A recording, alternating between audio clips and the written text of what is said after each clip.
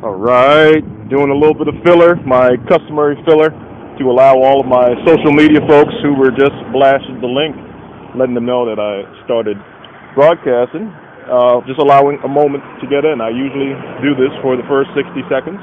If you've heard it before, bear with it. If you haven't heard it before, I still ask you to bear with it. And just stand by as I prepare for people to tune into the link. And even if no one tunes into the link, that is just fine by me.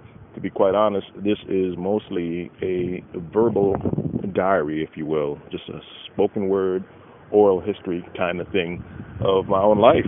But being as how I'm a bit of a public figure these days, I share a lot of these things for the interest, entertainment, benefit of those who may think this is interesting. Nothing more to it, nothing particularly profound.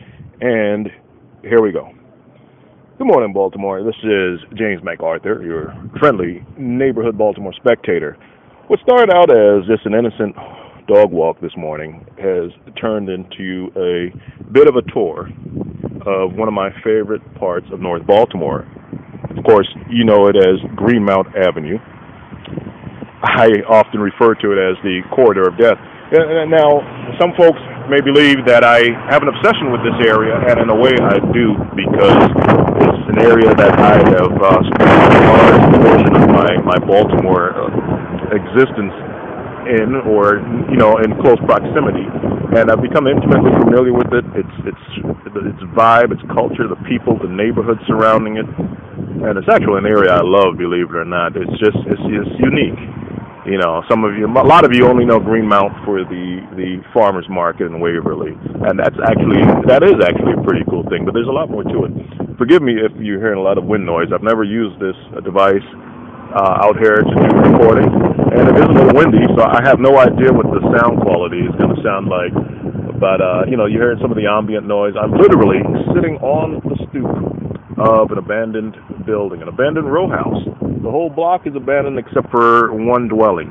You see that so much in Baltimore, so much. Across the street from me are boarded up, vacant, abandoned homes. I mean, this is the story of Baltimore. So for my listeners listening from around the country, I'm just going to tell you a little bit of what I experienced on the walk so far this morning. It's impromptu. It was just a simple dog walk, but it's turning into something a bit more. And for the old listeners, perhaps this is review. I will share a little bit of an update since the last time I did this type of thing on Greenmount. But yeah, it's a recurring theme with me. This is my studio. This is my set. This is the setting of a lot of my drama. It's Greenmount Avenue. Where do I start on this? Well, Greenmount is a very interesting place. It turns into York Road at 43rd Street on the north side, but it's the same stretch of road. And over the last few years, it's become one of the deadliest places in Baltimore City. There has been so many murders right on it, or just a block or two off in either direction. Well, mostly on the east side of it. I mean, it's astounding. I'm not even going to try to review them right now. Anyone willing can do a Google search. You can go to thebaltimorespectator.com and put in Greenmount. And I've only covered some of them. I'm just one guy. There's a lot more that's happened that I haven't covered. And the other thing is, too, some of the incidents that happened, of course, like I said, happened on the side streets, but they're literally just a block off, and that article will have not mentioned Greenmount. So you kind of have to know the area to know that it's close proximity. One of my skills is being an excellent pattern recognizer. And this is something that jumped out at me immediately. Actually, long before any of your local reporters made observations on this, it's something that just jumped out. Again, it's easy to miss when you're given the name of a side street that, oh my God, that once again is in close proximity to Greenmount Avenue.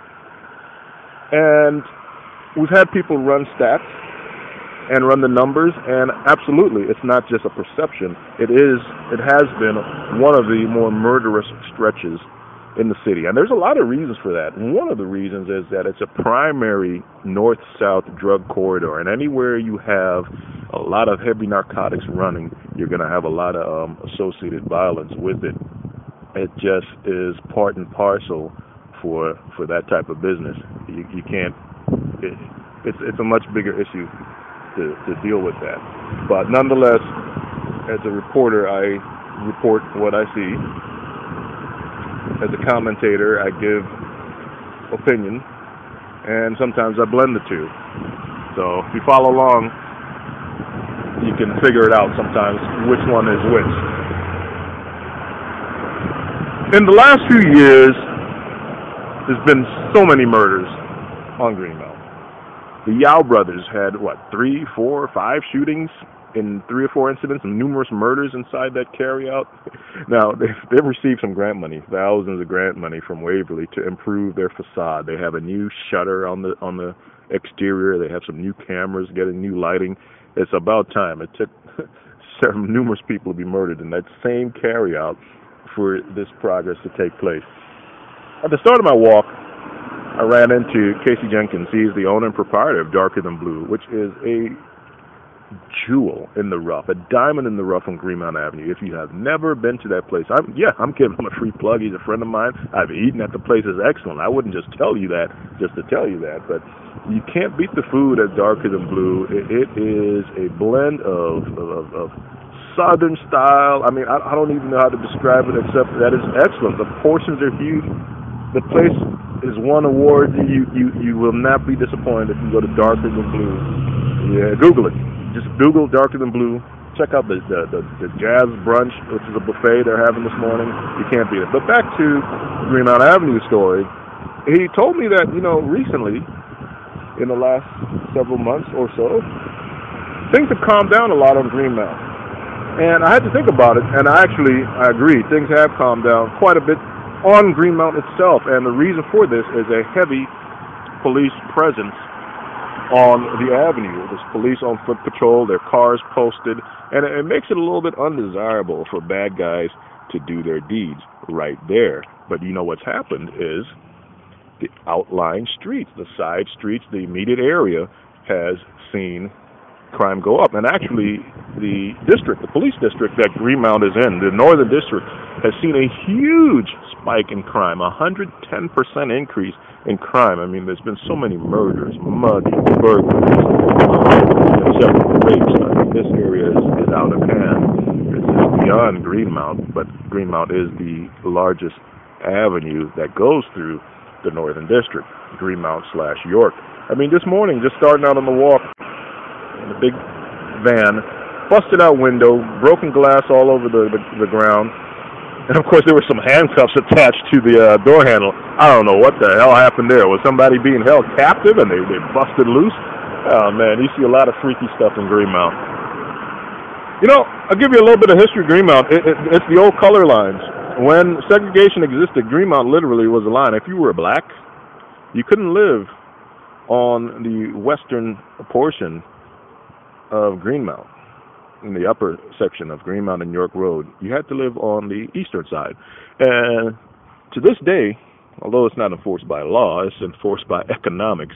On the western portion of Greenmount, especially the further north you get and when it turns into York, you're going to see predominantly white households, and on the eastern side, it's predominantly black.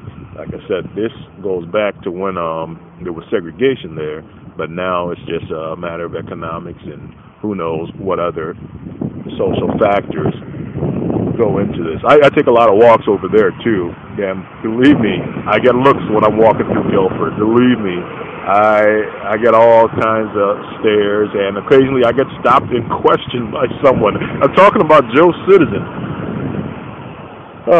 What else can I tell you about Greenmount today? Really, this is just an impromptu chat. Like I said, it's basically a verbal blog, just a diary, just some thoughts I had. And you notice I'm doing a lot more of these broadcasts. This is why it's under the Street Talking Show, another episode of Street Talking. It's not breaking news. It's not anything particularly profound. It's just James MacArthur talking to you on a cool, crisp Sunday morning while I'm out for a walk. If you're new to listening to me or reading my blog or my Twitter, I became famous for these walks. No 2 feet knows the streets like these. No feet knows the street like these. I mean, I have walked all over the cities Some walks 10, 12, up to 17-mile walks. Just taking it in, soaking it in, just observing, just catching the vibe of what this place is really all about. I haven't done one in a while. I've done really short walks, and for some security, a change in my security profile had prevented me from doing this type of walk, where this morning I've been tweeting my location, where I am and what's going on, sending out pictures, giving commentary. I've had to be incognito for quite a while, and for the most part I still do, but this morning we're breaking with the mold. We're going off script, and I have absolutely been live tweeting my location. I have absolutely been taking pictures. I'm actually sitting right here at the corner of Greenmount and 26th. So really, the further south on Greenmount you go, the more desolate it becomes, the more vacant, abandoned buildings you see, the more crime-ridden it is. And ironically, at the bottom of Greenmount, at the very start of Greenmount, you have the Baltimore prison complex, the jail complex. You have the Supermax. You have the Central Bookings. You have the DC. I mean, you have this whole complex of jails all on the same street. It's almost as if, which came first, the crime and grime, then the jails, or the jails and then the crime and grime to go with it. Who knows? It's something that I should probably research more a little bit later and get to the bottom of. Well, at this point, I think I've probably spoken enough. We're 11 minutes into this, and I've disturbed your wonderful Sunday morning, but I thank you for coming along with me. I thank you for listening to me. Wow, that's a beautiful bird singing in the background. I hope that's captured on the recording. Follow me on Twitter, Balto Spectator. Check out my wonderful website, where hundreds of thousands of people have gone. That's BaltimoreSpectator.com. And send me your news, tips, stories, suggestions, criticisms, questions, text, or call 410-205-6397. That's 410-205-NEWS, NEWS. Until next time,